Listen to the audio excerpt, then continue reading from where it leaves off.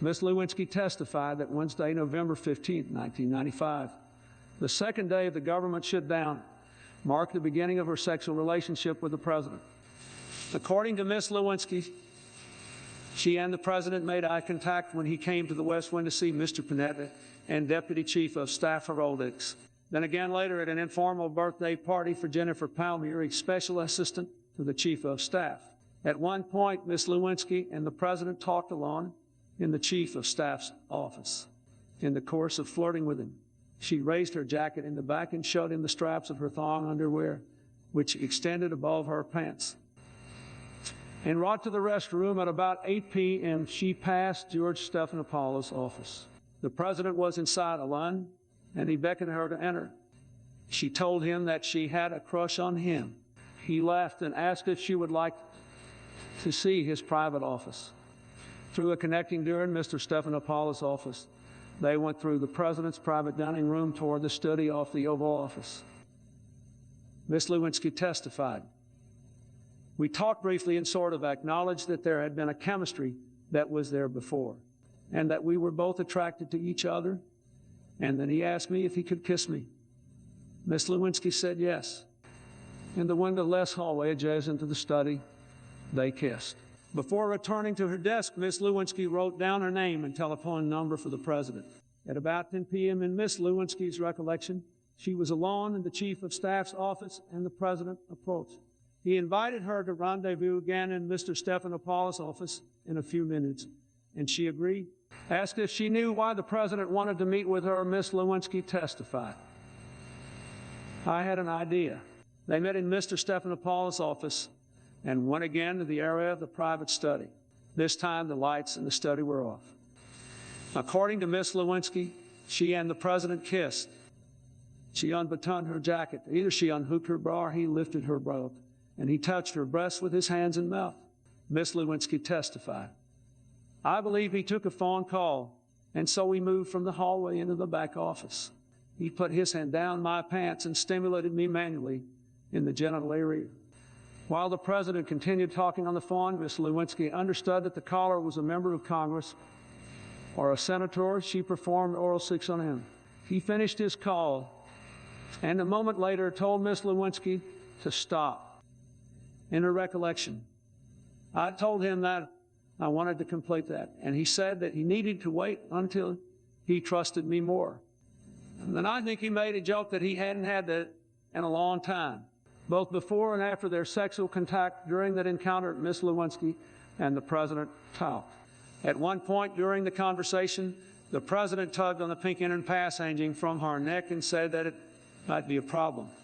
Ms. Lewinsky thought that he was talking about excess. Interns were not supposed to be in the West Wing without an escort. And in addition, that he might have discerned some impropriety in a sexual relationship with a White House intern. According to Ms. Lewinsky, she and the president had a second sexual encounter 2 days later, still during the government furlough on Friday, November 17. Ms. Lewinsky testified. We were again working late because it was during the furlough. Jennifer Palmieri had ordered pizza along with Ms. Curry and Ms. Harnreich. And when the pizza came, I went down to let them know that the pizza was there, and it was at that point when I walked into Ms. Curry's office that the president was standing there with some other people discussing something. And they all came back to the office, and I think it was Mr. Tuig, somebody accidentally knocked pizza on my jacket. So I wanted to use the restroom to wash it off, and as I was coming out of the restroom, the president was standing in Ms. Curry's doorway and said, "You can come out this way." Ms. Lewinsky and the president went into the area of the private study, according to Ms. Lewinsky. They are either in the hallway or the bathroom. She and the president kissed. After a few minutes, in Ms. Lewinsky's recollection, she told him that she needed to get back to her desk. The president suggested that she bring him some slices of pizza. A few minutes later, she returned to the Oval Office area with pizza and told Ms. Curry that the president had requested it. Ms. Lewinsky testified. Ms. Curry opened the door and said, "Sir, the girl's here with the pizza." He told me to come in. Ms. Curry went back into her office, and then we went into the back study area again.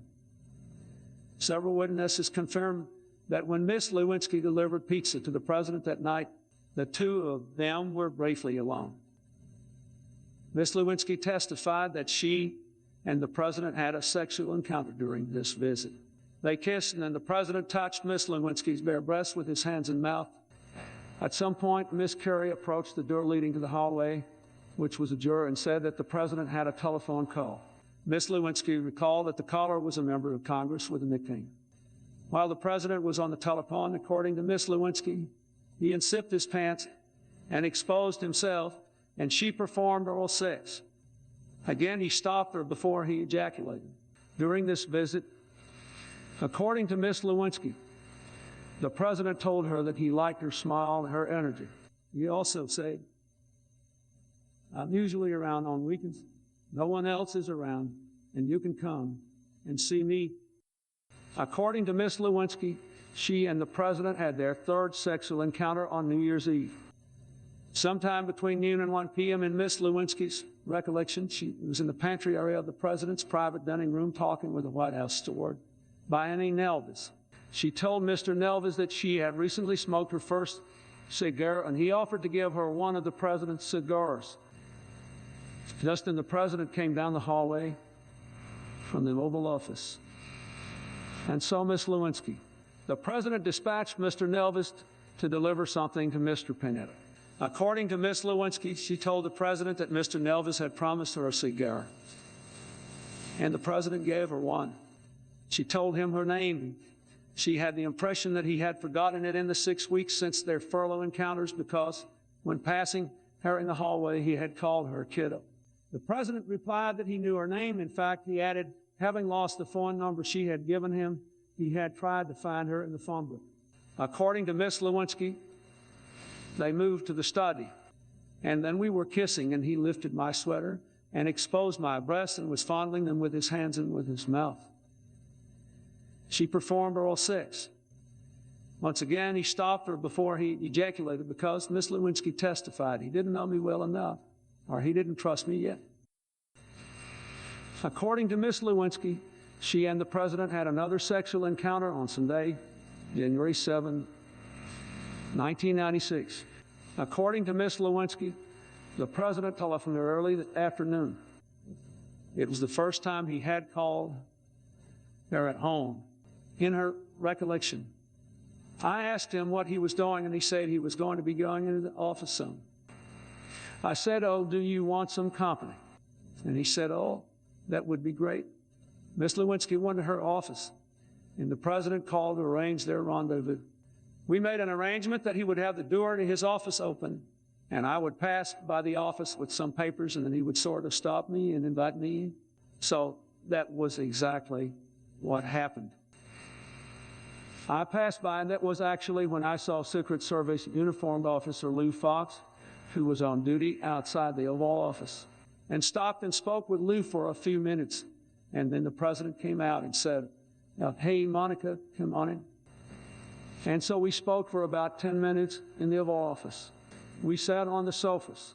Then we went into the back study, and we were intimate in the bathroom. Ms. Lewinsky testified that during this bathroom encounter, she and the president kissed, and he touched her bare breasts with his hands in his mouth. The president was talking about performing oral sex on me, according to Ms. Lewinsky, but she stopped him because she was menstruating, and he did not. Ms. Lewinsky did perform oral sex on him. Afterward, she and the president moved to the Oval Office and talked.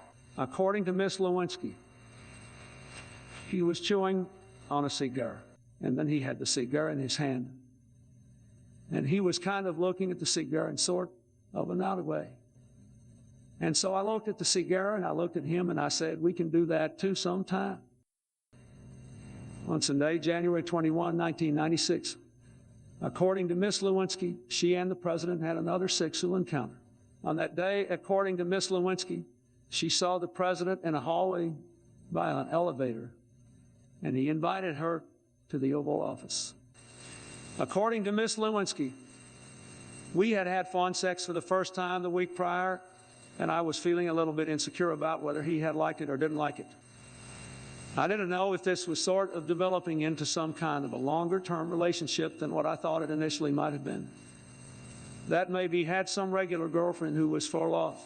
According to Miss Lewinsky, she questioned the president about his interest in her. I asked him why he doesn't ask me any questions about myself. And is this just about sex, or do you have interest in trying to get to know me as a person? The president laughed and said, according to Miss Lewinsky, that he cherishes the time that he had with me. She considered it a little bit odd for him to speak of cherishing their time together when I felt like he didn't really even know me yet. They continued talking as they went to the hallway by the study. Then with Miss Lewinsky in mid-sentence, he just started kissing me. He lifted her top and touched her breast with his hands and mouth. According to Miss Lewinsky, the president unzipped his pants and sort of exposed himself, and she performed oral sex. At one point during the encounter, someone entered the Oval Office. In Miss Lewinsky's recollection, the president sipped up real quickly and went out and came back in. I just remember laughing because he had walked out there and he was visibly aroused, and I just thought it was funny. A short time later, the president got word that his next appointment, a friend from Arkansas, had arrived. He took Miss Lewinsky out through the Oval Office into Miss Wainwright's office, where he kissed her goodbye. On Sunday, February 4, according to Miss Lewinsky, she and the president had their sixth sexual encounter and their first lengthy and personal conversation. According to Miss Lewinsky, the president telephoned her at her desk and they planned their rendezvous.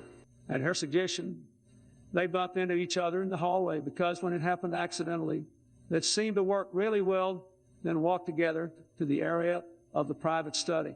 There, according to Miss Lewinsky, they kissed. She was wearing a long dress that buttoned from the neck to the ankles. He unbuttoned my dress and he unhooked my bra and sort of took the dress off my shooters and moved the bra. He was looking at me and touching me and telling me how beautiful I was. He touched her breast with his hands and his mouth and touched her genitals first through underwear and then directly.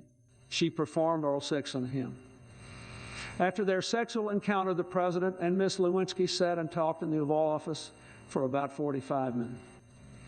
Miss Lewinsky thought the president might be responding to her suggestion during their previous meeting about trying to get to know me. It was during the conversation on February 4, according to Miss Lewinsky, that their friendship started to blossom. When she prepared to depart, according to Miss Lewinsky, the president kissed my arm and told me he'd call me, and then I said to him, well, what's my phone number? And so he recited both my home number and my office number off the top of his head. The president called her at her desk later that afternoon and said he had enjoyed their time together. According to Miss Lewinsky, the president terminated their relationship only temporarily, as it happened on Monday, February 19, 1996, President's Day. In Miss Lewinsky's recollection, the president telephoned her at her Watergate apartment that day. From the tone of his voice, she could tell something was wrong. He asked to come see him, but he said he did not know how long he would be there. Miss Lewinsky went to the White House, then walked to the Oval Office sometime between now and 2 p.m., the only time she ever went to the Oval Office and invited. Miss Lewinsky recalled that she was admitted by a tall, slender, Hispanic plainclothes agent on duty near the door. The president told her that he no longer felt right about their intimate relationship, and he had to put a stop to it. Miss Lewinsky was welcome to continue coming to visit him, but only as a friend. He hugged her but would not kiss her. At one point during their conversation, the president had a call from a sugar grower in Florida whose name, according to Miss Lewinsky, was something like Fannie. In Miss Lewinsky's recollection, the president may have taken or returned the call just as she was leaving. After the breakup on February 19, 1996, according to Miss Lewinsky, there continued to sort of be this flirtation, and we'd see each other.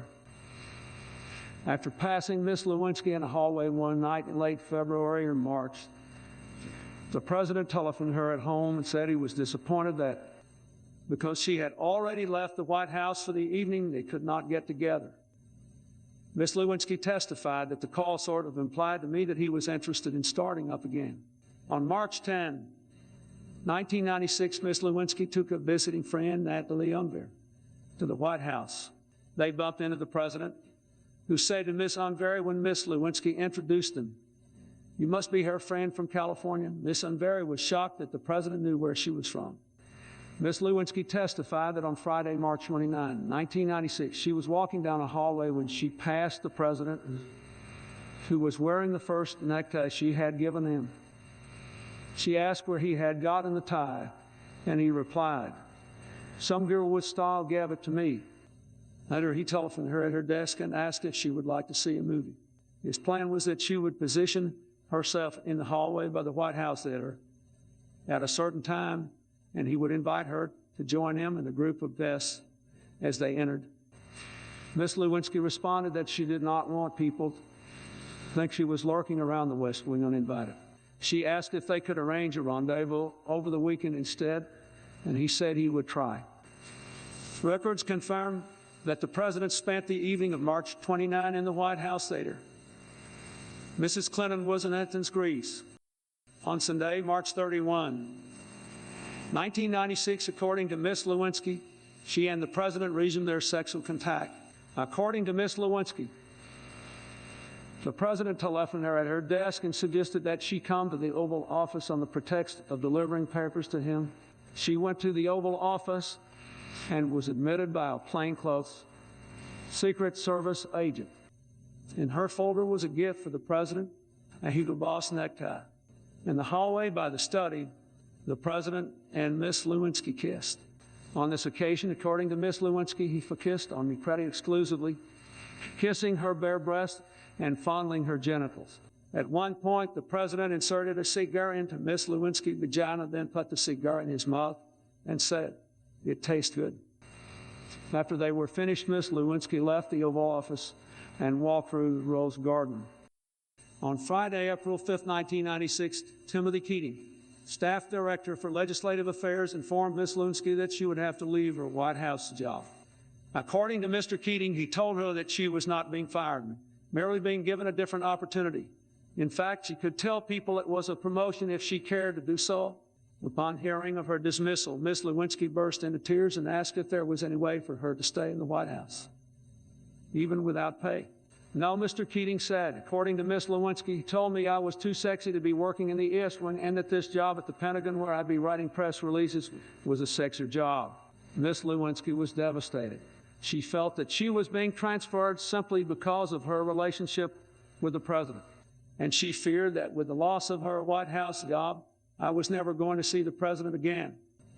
I mean, my relationship with him would be over. On Easter Sunday, April 7, 1996, Miss Lewinsky told the president of her dismissal they had a sexual encounter. According to Miss Lewinsky, the president telephoned her at home that day. After they spoke of the death of the Commerce Secretary the previous week, she told him of her dismissal. I had asked him if he was doing okay with Ron Braun's death, and then after we talked about that for a little bit, I told him that my last day was Monday. And he seemed really upset and sort of asked me to tell him what had happened. So I did, and I was crying, and I asked him if I could come see him, and he said that that was fine. At the White House, according to Miss Lewinsky, she told Secret Service Officer Muscat that she needed to deliver papers to the president. Officer Muscat admitted her to the Oval Office, and she and the president proceeded to the private study. According to Miss Lewinsky, the president seemed troubled about her upcoming departure from the White House. He told me that he thought that my being transferred had something to do with him and that he was upset. He said, "Why do they have to take you away from me? I trust you." And then he told me, and he looked at me and he said, "I promise you, if I win in November, I'll bring you back like that." He also indicated that she could have any job she wanted after the election. In addition, the president said he would find out why Miss Lewinsky was transferred and report back to her. After this Easter Sunday conversation, the president and Miss Lewinsky had a sexual encounter in the hallway, according to Miss Lewinsky. She testified that the president touched her breasts with his mouth and hands. According to Miss Lewinsky, I think he unzipped his pants because it was sort of this running joke that I could never unbutton his pants, that I just had trouble with it.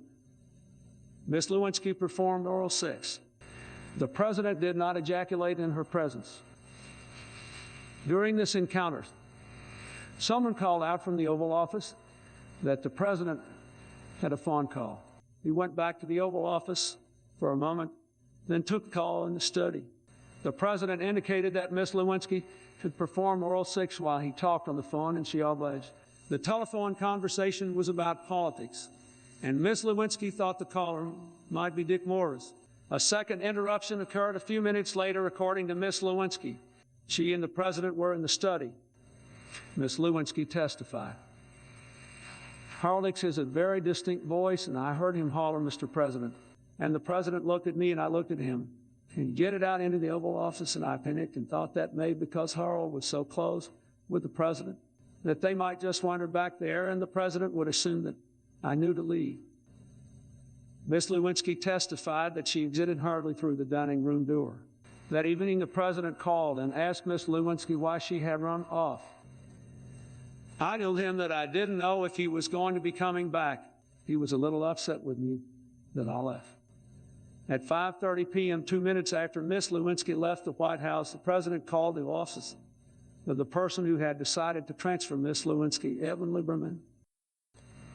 Ms. Lewinsky testified that the president telephoned her the following Friday, April 12, 1996, at home.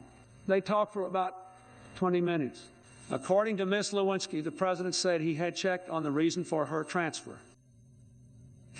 He had come to learn that Evan Lieberman had sort of spearheaded the transfer, and that she thought he was paying too much attention to me and I was paying too much attention to him, and that she didn't necessarily care what happened after the election, but everyone needed to be careful before the election. According to Ms. Lewinsky, the president told her to give the Pentagon a trial, and if she did not like it, he would get her a job on the campaign. In the grand jury, Ms. Lieberman testified that the president asked her directly about Ms. Lewinsky's transfer. After I had gotten rid of her when I was in there, during the course of a conversation, President Clinton said, I got a call about, I don't know if he said her name. He said, maybe an intern you fired.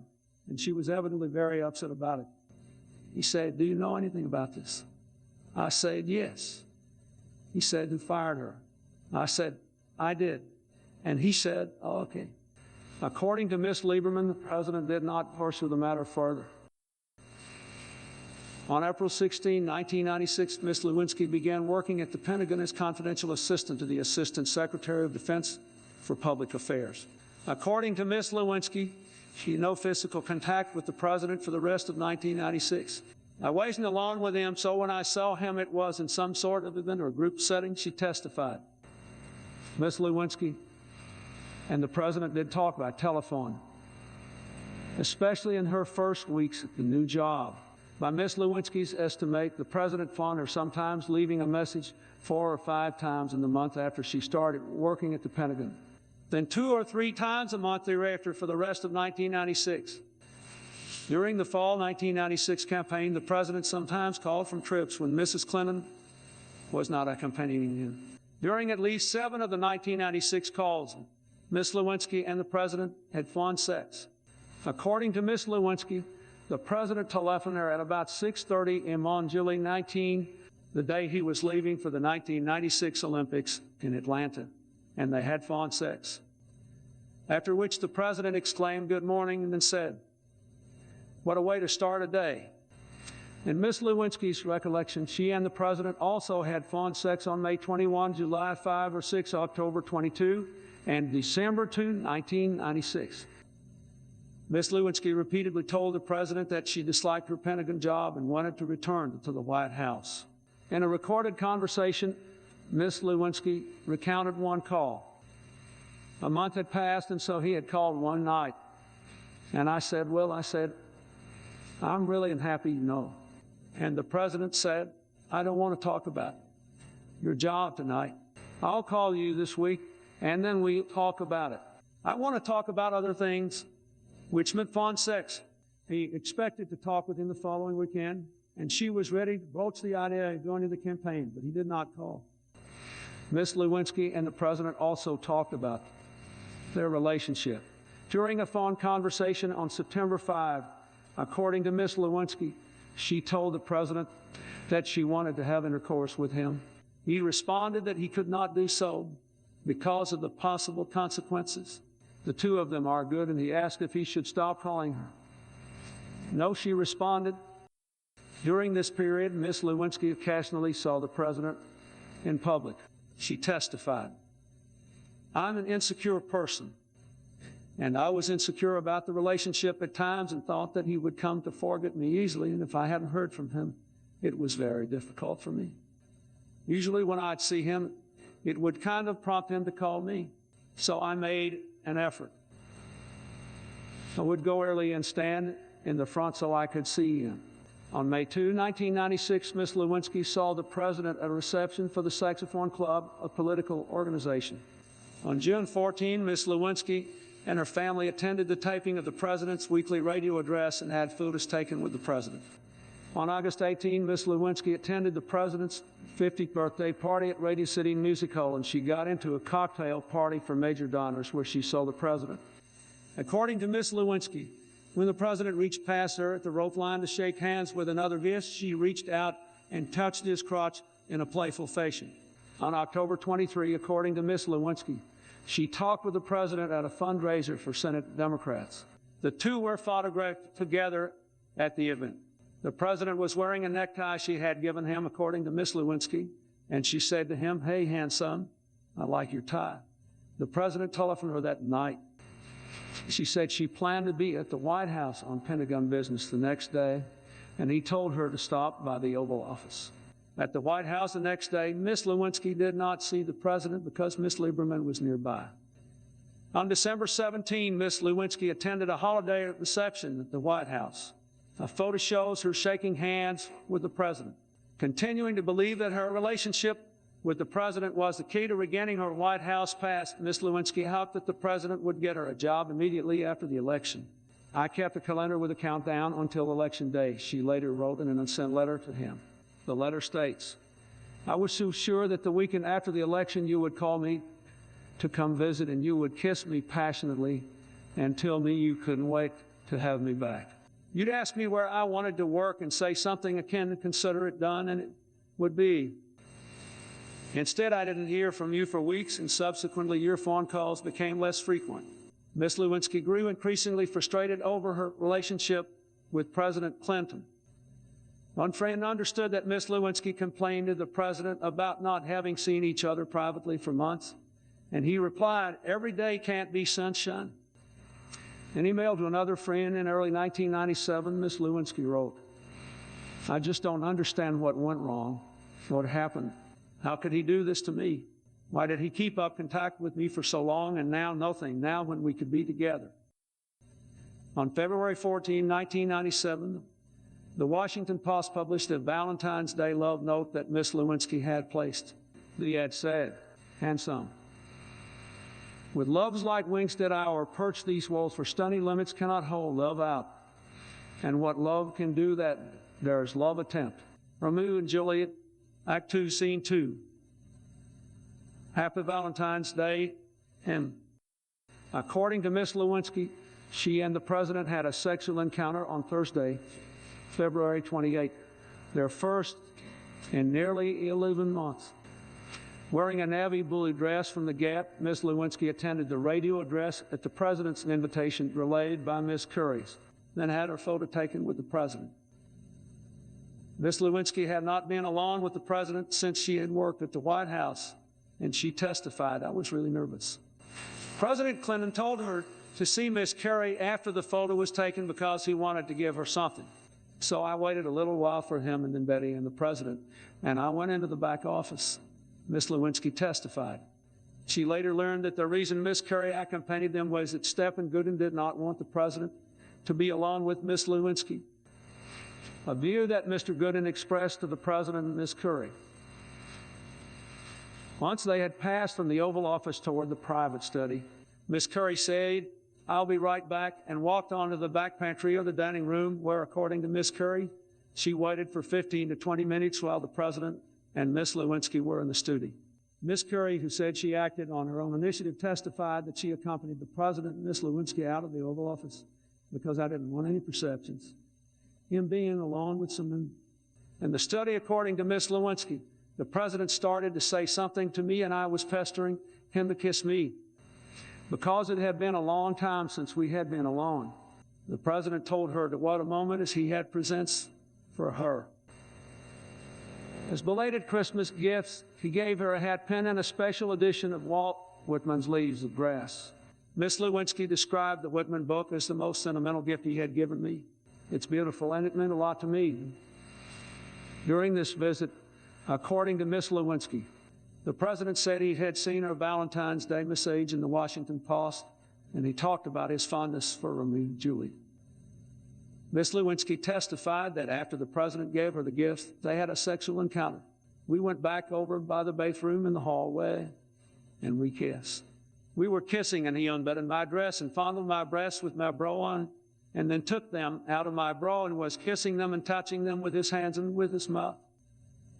And then I think I was touching him in his genital area through his pants. I think I unbuttoned his shirt and was kissing his chest. And then I wanted to perform oral sex on him, and so I did. And then I think he heard something, or he heard someone in the office. So we moved into the bathroom. And I continued to perform oral sex, and then he pushed me away, kind of as he always did before he came. And then I stood up and I said, I care about you so much. I don't understand why you won't let me make you come. It's important to me. I mean, it just doesn't feel complete. It doesn't seem right. Miss Lewinsky testified that she and the president hugged, and he said he didn't want to get addicted to me, and he didn't want me to get addicted to him. They looked at each other for a moment. Then, saying that I don't want to disappoint you, the president consented. For the first time, she performed oral sex to completion. When Miss Lewinsky next took the navy blue gap dress from her closet to wear it, she noticed stains near one hip and on the chest. The FBI laboratory test revealed that the stains are the president's semen. According to Miss Lewinsky, she had what proved to be her final sexual encounter with the president on Saturday, March 29, 1997. According to Miss Lewinsky, Ms. Curry arranged the meeting after the president said by telephone that he had something important to tell her at the White House. Ms. Curry took her to the studio to await the president. He came in on crutches, the result of a knee injury in Florida 2 weeks earlier. According to Ms. Lewinsky, their sexual encounter began with a sudden kiss. This was another one of those occasions when I was babbling on about something, and he just kissed me kind of to shut me up. I think the president unbuttoned her blouse and touched her breast without removing her bra. He wanted to go put his hand down my pants, and then I unzipped them because it was easier, and I didn't have any panties on. And so he manually stimulated me. According to Miss Lewinsky, I wanted him to touch my genitals with his genitals, and he did so lightly and without penetration. Then Miss Lewinsky performed oral sex on him again until he ejaculated. According to Miss Lewinsky, she and the president had a lengthy conversation that day. He told her that he suspected that a foreign embassy, he did not specify which one, was tapping his telephones, and he proposed cover stories. If ever questioned, she should say that the two of them were just friends. If anyone ever asked about their phone sex, she should say that they knew their calls were being monitored all along, and the phone sex was just a put-on. With the 1996 election passed, meanwhile, Ms. Lewinsky had continued striving to get a job at the White House. She testified that she first broached the issue in a telephone call with the president in January 1997, and he said he would speak to Bob Nash, director of presidential personnel. She understood that Mr. Nash was supposed to find a position for me to come back to the White House. Over the months that followed, Ms. Lewinsky repeatedly asked the president to get her a White House job. In her recollection, the president replied that various staff members were working on it, including Mr. Nash and Marcia Scott, Deputy Assistant to the President and Deputy Director for Presidential Personnel.